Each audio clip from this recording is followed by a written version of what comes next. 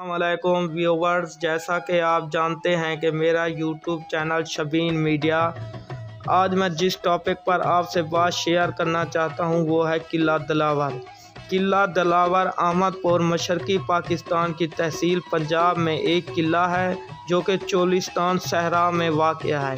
یہ بہاولپور شہر سے 95 کلومیٹر دور ہے۔ اس کی دیواروں کا تناؤ 15 کلومیٹر ہے اور اونچائی 30 کلومیٹر ہے۔ دلاور قلعہ پہلی بار 9ویں عیسوی صدی ہندو قبیلے حکمران جچا بھٹی نے تعمیر کرایا۔ یہ قلعہ ابتداء شروع میں قلعہ ڈیرہ کے نام سے جانا جاتا تھا، بعد میں اسے ڈیرہ راول کے نام سے بھی، جو وقت گزرنے کے ساتھ ساتھ دلاور قلعہ کے نام سے مشہور ہوا۔ اس وقت کے آخری حکمران نواب صادق 1904 عیسوی میں یہاں پیدا ہوئے۔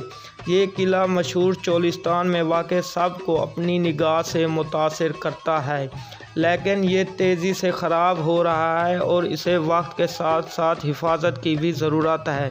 بہاولپور کا شمار برصغیر کی پاک ہند کی خوشحال ریاستوں میں ہوتا تھا۔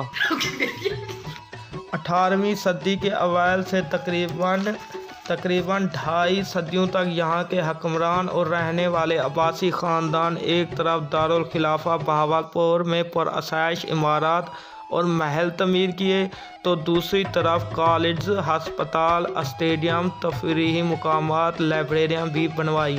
عباسی خاندان کی یہ ملکیت غریب عوام قلعہ دلاور کے نام سے بھی جانا جاتا ہے۔ نواب صادق محمد عباسی کے نواسے صاحبزادہ قمرالزمان عباسی کا کہنا ہے کہ شروع میں یہ قلعہ ڈیرہ آور کے نام سے جانا جاتا تھا۔ قلعہ ڈیرہ آور تو عام قلعہ جیسا ہی تھا، لیکن یہ میلوں دور سے آپ کی توجہ حاصل کر لیتا ہے۔ اس کے سامنے دلی کے طرز کی بنائی شاہی مسجد، جو کہ یہ مرکز میں بنی ہوئی ہے، بڑی مرکز رکھتی ہے اور اس کو 4 چاند لگاتی ہے۔ قیام پاکستان سے قبل آزاد ریاست بہاولپور کے حاکم نواب قمرالزمان عباسی اس کی دیکھ بھال کرتے ہیں۔ قمرالزمان عباسی کے مطابق یہاں سے ایک دریا گزرتا تھا جسے دریائے گاگرا یا ہاکرا کہتے تھے۔ یہاں پر سب لوگ آباد تھے، جن میں ہندو، سکھ، مسلمان سب آباد تھے اور ان میں کافی میل ملاپ تھا اور ان میں اس طرح کا خلوص تھا کہ مذہب کا کچھ بھی فرق معلوم نہیں ہوتا تھا۔ اس طرح ہندو مسلمان سب ایک ہی جگہ سے پانی پیتے تھے۔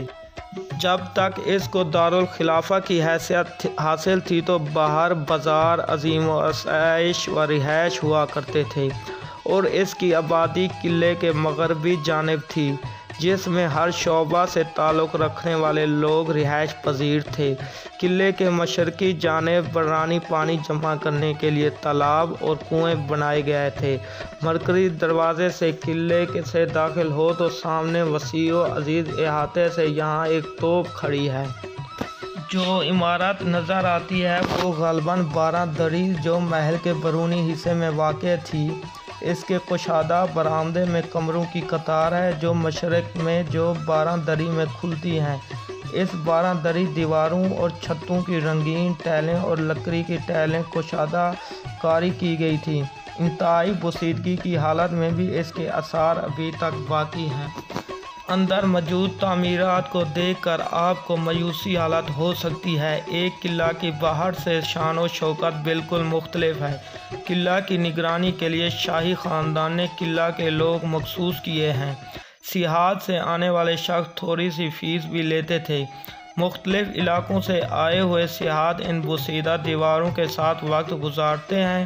آپ کی طرح وہ بھی سوچتے ہوں گے کہ قلعے کی کون سی عمارت کیا تھی، یہاں کے مقیم کون لوگ تھے۔ مرکزی محل کے مشرق میں فوجوں کے لیے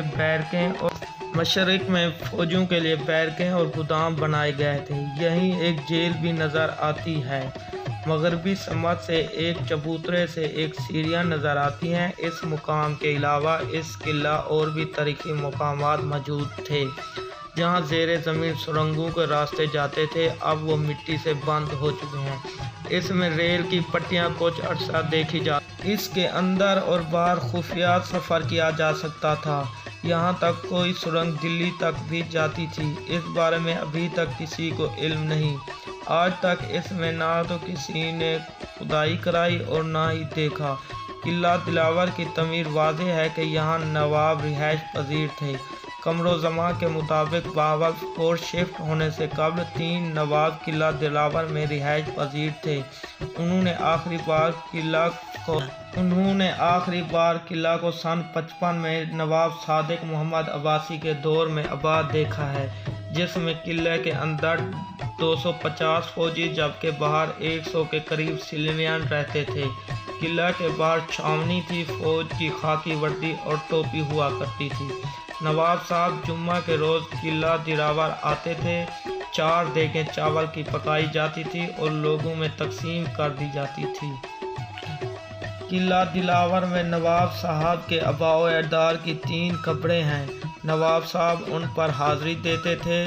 जिन दिनों वो आया करते थे, दिलावर की आबादी 600 घरानों के लगभग थी। इसके वास्त में चबूतरा नुमा कमरा आपकी नज़र से छुप नहीं सकता, क्योंकि इसकी 2 मंजिलें हैं और ये नवाब साहब के दौर में भी उनकी रिहाइश के तौर पर इस्तेमाल किया जाता था। वो खुद ऊपरी मंजिल में रहते थे और नीचे फौजी तैनात हुआ करते थे। महल के एक हिस्से में वो मकाम मौजूद है जिसमें नायब बनने वाले नवाब की दस्तार बंदी की जाती थी। कमरोज़मा के मुताबिक इसकी रवायत ये है कि दस्तार बंदी उस रस्सी की मदद से की जाती थी जो नवाब साहब दिलावर को फतह करने आ रहे थे, तो किसी बुज़ुर्ग ने उनको ये वाली रस्सी दी थी। अब्बासी ख़ानदान के पास किला दिलावर कई दहाइयों से है, लेकिन इससे पहले ये किसने तमीर कराया और किस पास था, अभी तक इसकी ज़्यादा मालूमात नहीं हैं।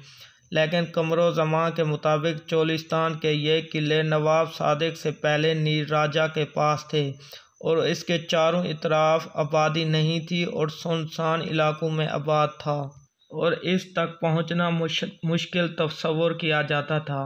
अहमदपुर शर्किया से ऊँटों और गंदू पर फल सब्जियां लादी जाती थी जो तीसरे रोज़ पहुंचती थी।